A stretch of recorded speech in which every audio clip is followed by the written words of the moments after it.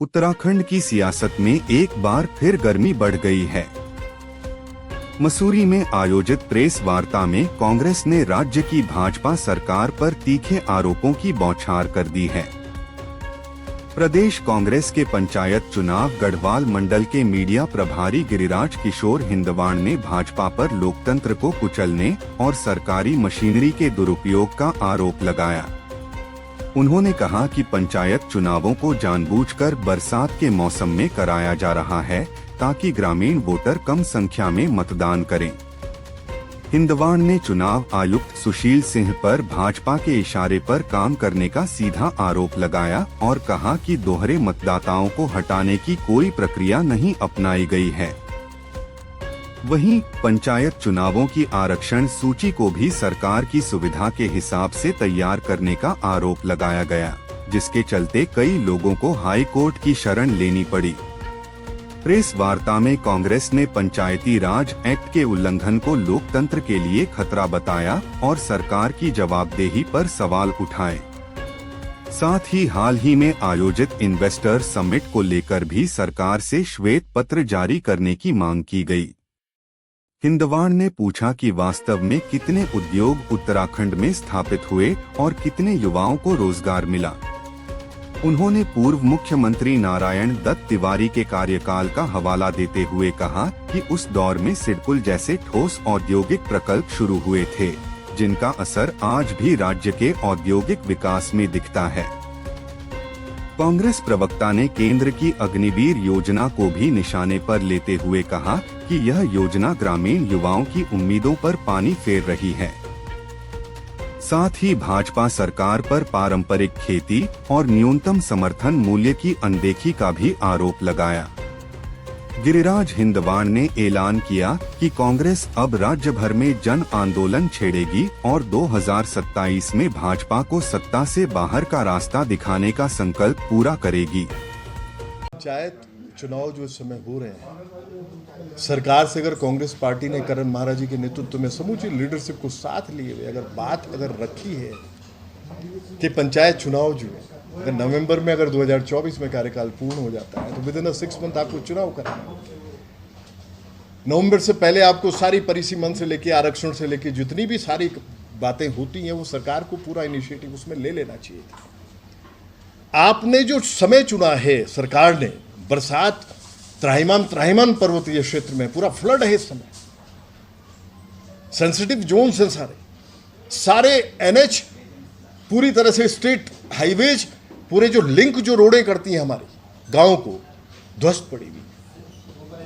आज अगर सरकार के सामने ये बात रखी जा रही है कि आपने पहले तो चुनाव का जो समय आपने चुना है वो कहीं से अनुकूल नहीं है। आपने उस पर्वतीय क्षेत्र के जनमानस को, जो देवतुल्य जनमानस वास कर रहा है, जो छोटी सरकारों के लिए निश्चित रूप से जो ग्राम सरकारें होती हैं उनके लिए जो आसान्वित होता है, उनकी समस्याओं का निराकरण वो सरकारें करती है, आपने उसको उस जनता को झोंका है पूरी तरह से इस फ्लड में। आपको अप्रैल में मई में भी आप चुनाव करा सकते थे, लेकिन नहीं, आपको किसी भी तरह से परेशान करना है जनता को, देवतुल्य जनता को, जनमानस क्योंकि आपके लिए गौण हो चुकी है। आज जो स्थिति है, अगर करण महाराज जी के नेतृत्व में वाकई चुनाव जो मुख्य निर्वाचन अधिकारी है उनके पास जाके पूरा डेलीगेशन, आज कठपुतली हो पूरा निर्वाचन जो हमारा अधिकारी और पूरा एक जो वाकई एक संवैधानिक संस्था है, ऐसी संस्था जिसको बिल्कुल सरकार से अलग माना जाता है, अलग रखा जाता है। टीएन सेशन साहब की भी याद आती, उनका भी एक काल था, उनका भी एक समय था, लेकिन कठपुतली आप बन जाएंगे। निर्वाचन आयोग जो कठपुतली बन जाएगा उत्तराखंड का, धाकड़तामी सरकार का। ये सारी चीजें जो है ये जनहित में नहीं है। जनमानस के साथ करण महाराज जी के नेतृत्व में कांग्रेस पार्टी खड़ी है। हम लोग लड़ाई तब तक लड़ते रहेंगे जब तक ये सरकार, अभी भी 1.5 वर्ष का कार्यकाल जो बचा हुआ है वो करण महाराज जी के नेतृत्व में हम लोग इनको जगाने का प्रयास करेंगे। एक भी प्रोग्राम को इम्प्लीमेंटेशन की तरफ नहीं है सरकार का। पर्वतीय क्षेत्र में हम लोगों ने पारंपरिक खेती की बात की थी 12 और 17 के बीच में। हम लोगों ने वाकई उनके खरीद मूल्य मंडवे के और झंगोरे के हमने और पहाड़ी दालों के हमने खरीद मूल्य तय किए थे, विपणन की व्यवस्था बनाई थी, विलेज टूरिज्म में हमने आगे बढ़े थे, हाइजीन करके गाँव, फ्लोरिकल्चर में, फिशरी में, हॉर्टिकल्चर में हमने काम किया था। लेकिन ये सरकार एक भी कदम आगे नहीं बढ़ी है, केवल सगु पे हैं। केवल जुमलेबाजी है। 10 जो अग्निवीर के रूप में दिया है, हर परिवार से एक बच्चा उत्तराखंड में फौज में होता था, पूरे परिवार को देखता था। इन्होंने कमर तोड़ दी उस परिवार की, अग्निवीर को लाके। तो ये सरकार जो है, ये तानाशाही जो है, और तानाशाहों की निश्चित रूप से केवल तानाशाही पे चलने वाली सरकार है। इनको जनता के लिए गौण है, जनमानस से कोई इनको मतलब नहीं है।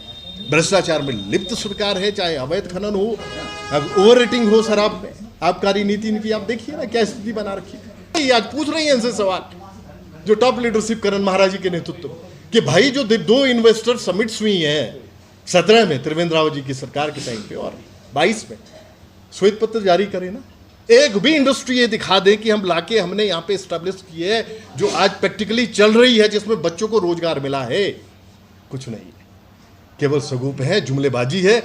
आप करते रहिए ना मेले, कुछ नहीं है। अब श्वेत पत्र की बात रखी है करण महाराज जी के नेतृत्व में हमारी लीडरशिप ने, हमारी कांग्रेस पार्टी की, आप लाइए व्हाइट पेपर। साथ में अभिव्यक्ति की आजादी अगर मैंने बोला है, ये निश्चित रूप से अगर कहीं पे भी कोई बात, हाँ ठीक है कुछ चीजें आपको बुरी लग सकती हैं, लेकिन वो अभिव्यक्ति की आजादी अगर मैंने बात रखी है कि वाकई वो कोई बात अगर कोई लिख रहा है और अगर उसमें कहीं ना कहीं अगर सरकार अगर उसमें कुछ दिख रहा है कि कॉमन मैन को कि वो जो बोल रहा है वो सही है और उसको आप रोकने का प्रयास, तभी आप रोकने का प्रयास कर रहे हैं ना जब तुम्हारी पोल खुल रही है कहीं।